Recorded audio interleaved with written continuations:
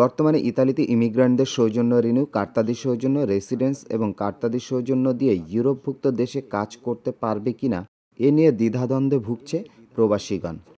বিষয়টি নিয়ে আমরা কথা বলেছি বাংলাদেশ সমিতির সভাপতি নূরে আলম সিদ্দিকী বাচ্চুর সাথে। তিনি ধূমকেতু অনলাইন প্রতিনিধিকে জানান, অনেকদিন যাবত শুনতেছি কার্তার সৌজন্য দিয়ে ইউরোপের বিভিন্ন জায়গায় কাজ করা যায়, আপনার মতামত কি?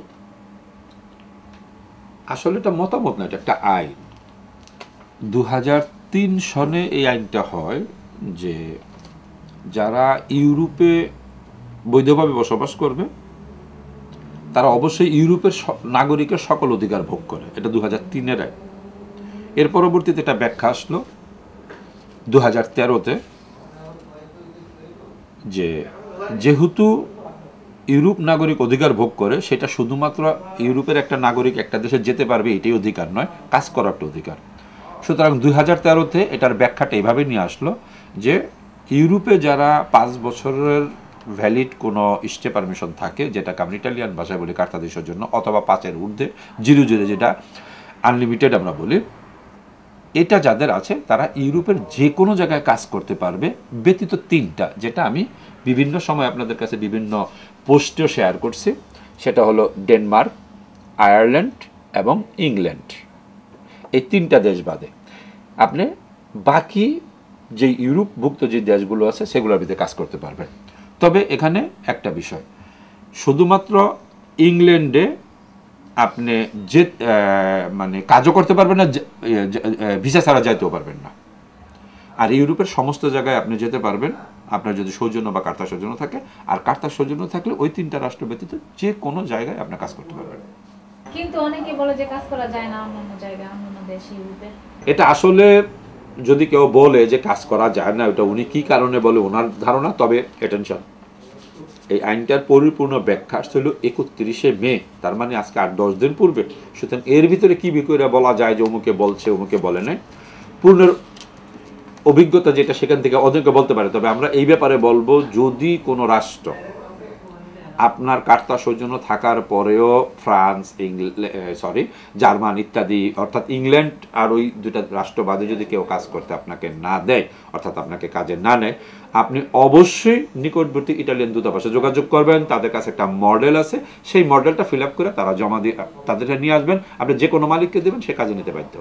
রেসিডেন্ট ব্যতীত সৌজন্য নবায়ন করা হয় না, এই বিষয়ে আপনি কি মনে করেন? প্রথম বিষয়, রেসিডেন্স ছাড়া সৌজন্য রিনিউ হবে না, এটা কোনো আইনের ব্যাখ্যা না এবং এটা কোনো আইন না। এটা নির্দিষ্ট কয়েকজন রাষ্ট্রীয় কর্মকর্তা, পুলিশ অফিসার, তারা তাদের নিজেদের আইনের ব্যাখ্যার একটা বিষয় আছে। কোনোখানে আইনে কথাটা নয়। হ্যাঁ, একটা আইন আছে প্রতি নাগরিক রেসিডেন্স করতে বাধ্য, কিন্তু এরকম কোনো আইন নাই যদি কেউ রেসিডেন্স না থাকে তার সৌজন্য রিনিউ করবে না, এরকম কোনো আইন নেই। এটাকে ওই কর্মকর্তা তার নিজের একটা ইন্টারপ্রিটেশন নিয়ে আসে। তবে এনিওয়ে আমি আপনাদেরকে জানাচ্ছি, সেটা হলো এটা, আমরা 2 মাস পূর্বে এই বিষয়টা যখন প্রথম আমাদের কাছে আসে, আমরা সাথে সাথে ইটালির এখন বর্তমানে যিনি ইমিগ্রেশন দায়িত্বে আছেন স্বরাষ্ট্র মন্ত্রণালয়ের, ওনার নাম হইল ডক্টর আঞ্জেলো মালান্দ্রিনো, অর্থাৎ একজন জেলা প্রশাসক লেভেল কর্মকর্তা, এই যে হোমস মিনিস্টার, ইনি, ওনার কাছে আমরা আমাদের অর্গানাইজেশনের পক্ষ থেকে রিক্লেম করি আপনি আইনের ব্যাখ্যা করেন আপনার পুলিশ অফিসার কেন এগুলো করতেছে, কি কারণ। কারণ এটা রেসিডেন্স, আমি নাগরিক, এখানে আমার রেসিডেন্স থাকতে পারে, হয় রোজ আমি চাকরি করে গিয়ে মিলানো, সেটাও হতে পারে, অথবা আমি রেসিডেন্স রুমের আমি চাকরি করি বিতেরবো, সেটাও হইতে পারে। এখানে আমাকে বাধ্য করতে পারবে না রেসিডেন্সিটা, এটা তার আইনগত ব্যাখ্যা, সে জানে এটা কী কারণে করছে। এই কারণে তাদের সাথে আলোচনা করার পর আমাদেরকে হোমস মিনিস্ট্রি এই গত পরশু দিন এই ব্যাপারে তারা লিখিত উত্তর দিছে যে আমরা বিষয়গুলো ডিসকাস করতেছি, আমরা অতি সত্বর আপনাদের সাথে আলোচনা করে ব্যাপারটার একটা সুরাহা নিয়ে আসবো। তারপর আমি বলবো যার রেসিডেন্স আছে অবশ্যই তিনি রিনিউ করেন, রেসিডেন্স দিয়েই করেন। আর যদি না থাকে অবশ্যই আইনগত ব্যবস্থা নিন, কারণ রাষ্ট্রপক্ষ অবশ্যই এই ব্যাখ্যার থেকে পিছিয়ে যেতে বাধ্য হবে। আরেকটা বিষয়ে জানার ছিল, কারিতাসের রেসিডেন্ট দিয়ে কি সৌজন্য রিনিউ করা যায় কিনা, এই বিষয়ে আইন কি বলবে? আপনার আইন নিয়ে থাকেন, আপনার জানতে চাচ্ছি আপনার কাছ থেকে। কারিতাসের রেসিডেন্স বলতে বা ধূমকেতুর রেসিডেন্স বা মসজিদের রোমার রেসিডেন্স বলতে এরকম কোনো কথা নেই। রেসিডেন্স কথাটার অর্থ হলো একজন নাগরিক একটা জায়গা চুজ করে সেখানে তার রেসিডেন্স ঘোষণা করা হয় যে আমাকে যে কোনো বিষয় যখন প্রয়োজন আমাকে এখানে এসে আসবেন। অ্যাটেনশন, এই রেসিডেন্সটা দুই ভাগে বিভক্ত। একটা হলো রেসিডেন্স আত্মীব, আর একটা রেসিডেন্স ফরমালে। রেসিডেন্স আত্মীব যে বিষয়টা, সেটা হলো এটা সহজভাবে আপনাদেরকে বলি। মনে করি আমার বাড়ি মুন্সিগঞ্জ বিক্রমপুর, আমি মুন্সিগঞ্জ বিক্রমপুরের থেকে ডেলি ঢাকায় এসে চাকরি করি, আবার ডেলি না এসে হয়তো 4-5 দিন আমি ঢাকার ভিতরে থাকি, আবার শুক্রবার বৃহস্পতিবার শনিবার আমি মুন্সিগঞ্জ চলে যাই। তাহলে মুন্সিগঞ্জ আমার রেসিডেন্স হইতে পারে, ঢাকায় আমার ডোমেচাইল হইতে পারে। রাষ্ট্র আমাকে বাধ্য করতে পারবে না যে আমি একই জায়গায় হইতে হবে। এটা এই বিষয়টাই, যেটা রেসিডেন্সের যে ব্যাপারটা কারিতাসের অবশ্যই হবে, কিন্তু অ্যাটেনশন, ব্যাখ্যাটা উল্টো হচ্ছে কোথায়। অর্থাৎ ডিপার্টমেন্ট ভালো করেই জানে কারিতাসে যে রেসিডেন্সটা দেওয়া হচ্ছে এখানে বিদেশি বা আমি থাকি না, ফলে তারা বলতে চাচ্ছে তোমার এই রেসিডেন্স হবে না, তুমি থাকো কোথায় সেইটা। তাহলে মূল বিষয়টা হইল ওই রেসিডেন্সটা দিতে হবে যেখানে আসলে তাকে পাওয়া যাবে, কিন্তু এই বিষয়টা রেসিডেন্সের উপর হইতে হবে, এটাও আমরা আইনগত কোনো ব্যাখ্যা পাই নাই।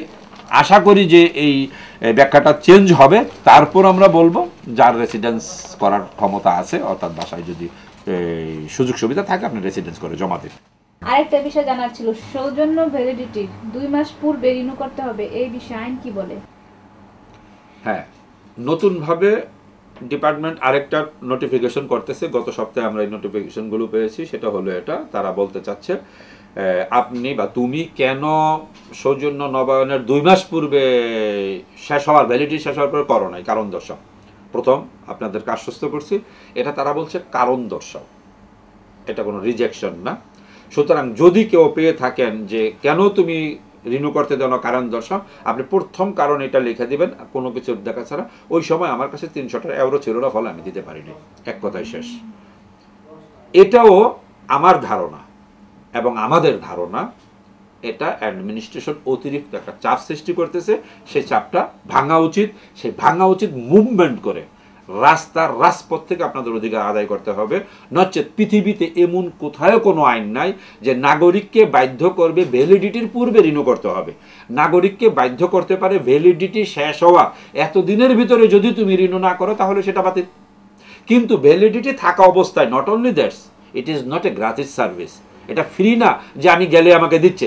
সুতরাং যেই জিনিস ফ্রি না, যেখানে নাগরিক নিজে একটা বিশেষ পরিমাণ অঙ্ক, পৃথিবীর সর্বোচ্চ রিনিউর খরচ হলো ইটালিতে সৌজন্যের, যেটা ওয়ার্ল্ডে কোথাও নেই। কোনো ডকুমেন্টস নবায়নের জন্য 300 এউরো, ন্যারোভাল $450, ডকুমেন্টস রিনিউ করতে ওয়ার্ল্ডের কোথাও নেই। ফলে আমি মনে করি এই জিনিসগুলো যদি আপনারা রাজপথ থেকে মোকাবেলা না করেন, আস্তে আস্তে আস্তে আস্তে চাপ সৃষ্টি করবে।